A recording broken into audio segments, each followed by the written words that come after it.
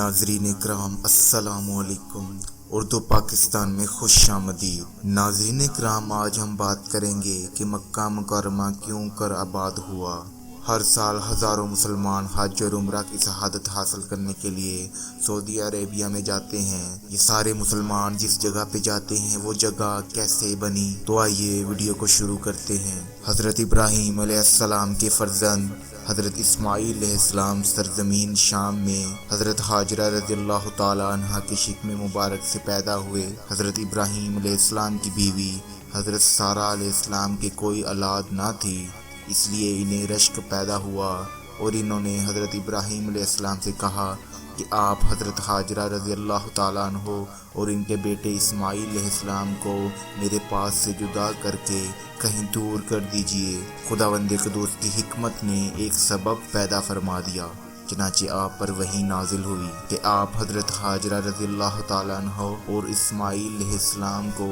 اس سرزمین میں چھوڑ آئے جہاں بے آب و گیا میدان اور خشک پہاڑیوں کے سوا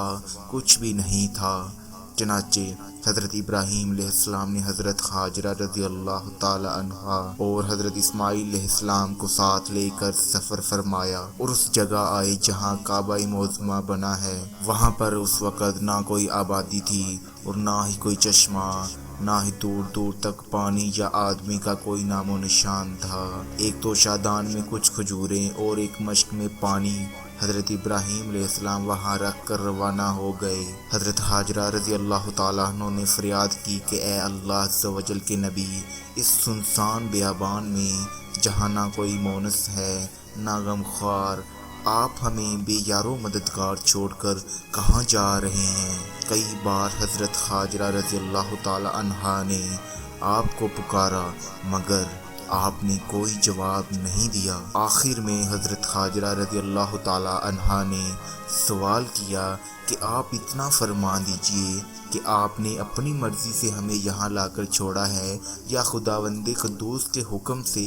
آپ نے ایسا کیا ہے؟ تو آپ علیہ السلام نے فرمایا کہ اے حاجرہ، میں نے جو کچھ بھی کیا ہے وہ اللہ تعالیٰ کے حکم سے کیا ہے۔ یہ سن کر حضرت حاجرہ رضی اللہ تعالیٰ عنہا نے کہا کہ اب آپ جائیے، مجھے یقین کامل اور پورا اطمینان ہے کہ خداوند کریم مجھ کو اور میرے بچے کو ضائع نہیں فرمائے گا۔ اس کے بعد حضرت ابراہیم علیہ السلام نے ایک لمبی دعا مانگی اور وہاں سے ملک شام چلے گئے۔ چند دنوں میں کھجوریں اور پانی ختم ہو جانے پر حضرت حاجرہ رضی اللہ تعالی عنہا پر بھوک اور پیاس کا غلبہ ہوا اور ان کے سینے میں دودھ بھی خشک ہو گیا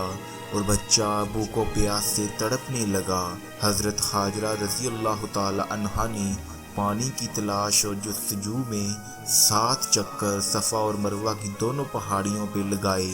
مگر پانی کا کوئی سراغ دور دور تک نہیں ملا، یہاں تک کہ حضرت اسماعیل علیہ السلام پیاس کی شدت سے ایڑیاں پٹک پٹک کر رو رہے تھے۔ حضرت جبرائیل علیہ السلام نے آپ کی ایڑیوں کے پاس زمین پر اپنا پیر مار کر ایک چشمہ جاری کر دیا اور اس پانی میں دودھ کی خاصیت تھی کہ یہ غذا اور پانی دونوں کا کام کرتا تھا۔ چنانچہ یہی زمزم کا پانی پی پی کر حضرت حاجرہ رضی اللہ تعالی عنہا اور حضرت اسماعیل علیہ السلام زندہ رہے، یہاں تک کہ حضرت اسماعیل علیہ السلام جوان ہو گئے اور شکار کرنے لگے تو شکار کے گوشت اور زمزم کے پانی پر گزر بسر ہونے لگی۔ پھر قبیلہ جرہم کے کچھ لوگ اپنی بکریوں کو چراتے ہوئے اس میدان میں آئے اور پانی کا چشمہ دیکھ کر حضرت حاجرہ رضی اللہ تعالی عنہا کی اجازت سے یہاں پر آباد ہو گئے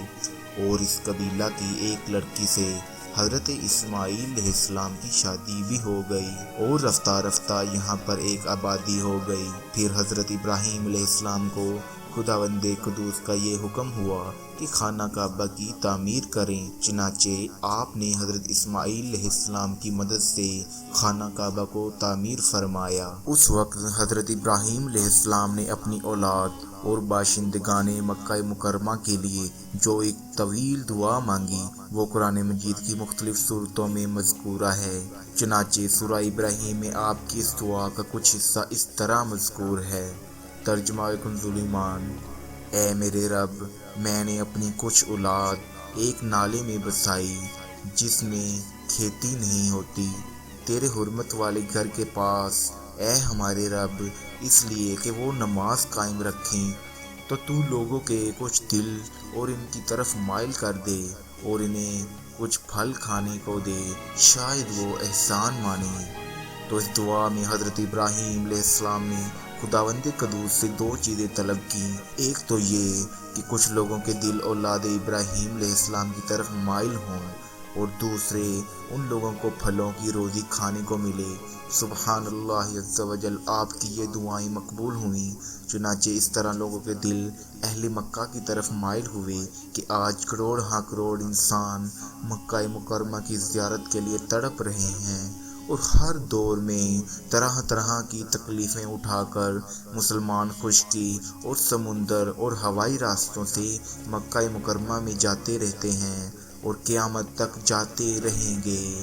اور اہل مکہ کی روزی میں پھلوں کی کثرت کا یہ عالم ہے کہ باوجود یہ کہ شہر مکہ اور اس کے قریب و جوار میں کہیں نہ کوئی کھیتی ہے، نہ کوئی باغ اور باغیچہ ہے، مگر مکہ مکرمہ کی منڈیوں اور بازاروں میں اس کثرت سے قسم قسم کے میوے اور پھل ملتے ہیں کہ تعجب سے دیکھنے والے کی آنکھیں پھٹی کی پھٹی رہ جاتی ہیں۔ اللہ تعالیٰ نے طائف کی زمین میں ہر قسم کے پھلوں کی پیداواری کی صلاحیت پیدا فرما دی ہے کہ وہاں سے قسم قسم کے میوے اور پھل اور طرح طرح کی سبزیاں اور ترکاریاں مکہ معظمہ میں آتی رہتی ہیں۔ اس کے بعد آپ نے یہ دعا مانگی جس میں آپ نے اپنی اولاد کے علاوہ تمام مومنین کے لیے بھی دعا مانگی۔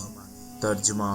اے میرے رب، مجھے نماز کا قائم کرنے والا رکھ اور کچھ میری اولاد کو، اے ہمارے رب، اور میری دعا سن لے، اے ہمارے رب، مجھے بخش دے اور میرے ماں باپ کو اور سب مسلمانوں کو، اور جس دن حساب قائم ہوگا۔ تو دوستو، اس واقعے سے ہمیں دو باتیں خاص طور پر معلوم ہوتی ہیں۔ نمبر ایک، حضرت ابراہیم علیہ السلام اپنے رب تعالیٰ کے بہت ہی اطاعت گزار اور فرما بردار تھے کہ وہ بچہ جس کو بڑی بڑی دعاؤں کے بعد بڑھاپے میں پایا تھا، جو آپ کی آنکھوں کا نور اور دل کا سرور تھا، فطری طور پر حضرت ابراہیم علیہ السلام اس کو کبھی اپنے سے جدا نہیں کر سکتے تھے،